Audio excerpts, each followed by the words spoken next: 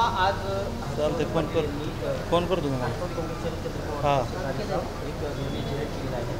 हा प्रवेश करताना त्यांनी असं म्हटलं की अनेक वर्ष गेल्या 10 वर्षापासून आमच्या कार्यकर्त्यावर अन्याय मोठ्या प्रमाणात होत होता.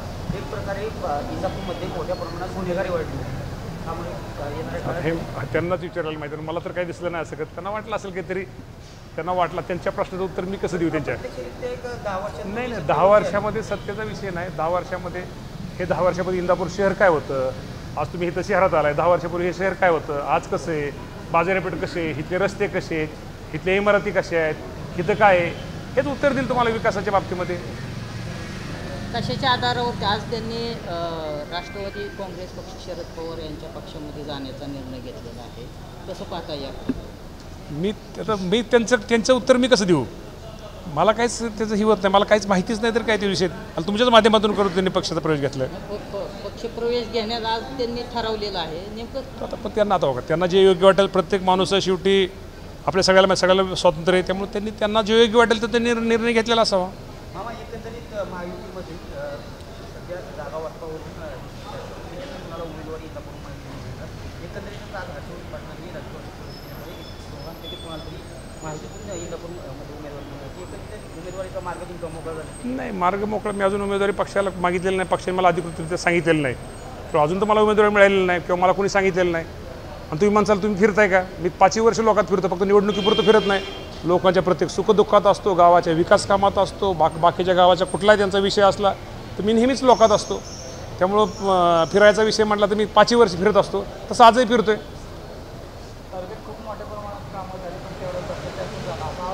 ठीक आहे, भ्रष्टाचार झाला, आता ज्याचा चष्मा वेगळा असतात त्याला कोण मानणार आहे. काय कामच झालं नाही म्हटलं भ्रष्टाचार, काम झाल्यावरच खड्डा पाडणार आहे, काम नाही केल्यावर खड्डा पण पाडणार नाही, रस्ता पण खराब दिसणार नाही. शेवटी जास्त चष्मा असतो प्रत्येकाचा चष्मा. मला हर्षवर्धन पाटलावर टीका करायची नाही, मला ह्यात त्यांच्याबद्दल काय बोलायचं नाही. पण तुम्ही मला विचारा मग सांगतो, काम रस्ता केल्यावरच खड्डा पाडणार आहे, रस्ता केलाच नाही तर खड्डा पाडायचा विषय काय येतो.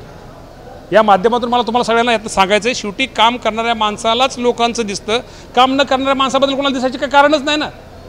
लोक ज्या झाडाला फळ आहे त्याला दगड मारणार, ज्या झाडाला फळच नाही त्याला दगड मारायची काही हे आहे. आता तो त्यांना विचारणं, ते माझ्यापेक्षा ज्येष्ठ नेते आहेत, मोठे नेते आहेत, मी खूप छोटा कार्यकर्ता आहे. वनवास काय आहे ते त्यांनाच माहिती, मला तर माहीत नाही, मला तर कुठं काही दिसत नाही. भाजपमध्ये गेल्यानंतर त्यांना असं त्यांचं वक्तव्य होतं. आता ते भाजप सोडलेलं आहे तुम्हाला कसं वाटतं त्यांच्याबद्दल? ते नेते आहेत, त्यांचा प्रश्न मी त्यांचं कसं उत्तर देऊ. ते खूप मोठे नेते आहेत, मी खूप छोटा माणूस आहे, कार्यकर्ता आहे. प्रतिस्पर्धी मला अजून माझी पक्षाने मी अजून उमेदवार आहे का मलाच माहीत नाही. मला कधी मी असं चिमटा घेतो का तरी मी उमेदवार आहे का मला अजून मलाच माहिती नाही. हे मला अजून पक्षाने तर काहीच कळवलेलं नाही, तेव्हा उमेदवार आहे का नाही मला माहितीच नाही अजून. तुम्ही मागणी करणार आहात? नाही, मी तर मागणी केलेलीच नाही. काम नाही मागणी करायचा विषयच येत नाही. शेवटी नेत्यांनी सांगणे काही गोष्टी नेत्यांच्या पण असं सांगितलं जातं की महायुती म्हणून जे विद्यमान आमदार आहेत त्यांनाच तिकीट मिळणार असं वरिष्ठ पातळीवर असं सांगितलं जातं. अनेक वेळा मुख्यमंत्री असतील किंवा फडणवीस साहेब असतील यांनी वेळोवेळी ही जाहीर केलेली आहे की विद्यमान ठिकाणीच ते आमदार राहणार आहेत. साहजिकच तुम्ही जागा विद्यमान आमदार आहेत त्यामुळे हे कसं आता जर तरचं कसं ओळख सांगता येईल तेव्हा. आता मी इथं कालटनला चाललो आहे, माझ्या गाडीचा अपघात होऊ शकतो.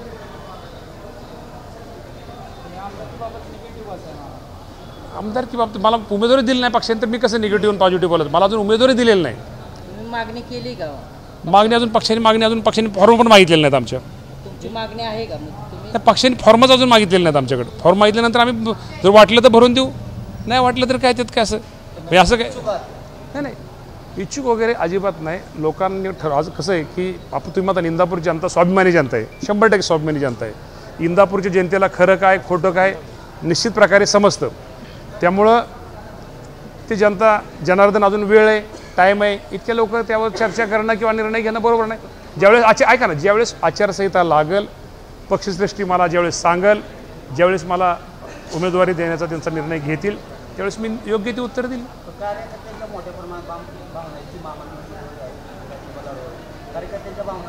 नाही, कार्यकर्त्यांच्या भावना अजून निवडणूक तर लागू द्या. निवडणूक लागल्यानंतर कार्यकर्त्याच्या भावनेचा 100% आपण आदर करूच ना.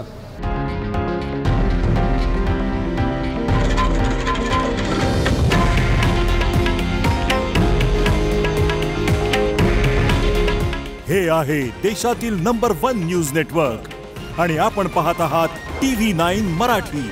काळजी तुमची, हित महाराष्ट्राचं.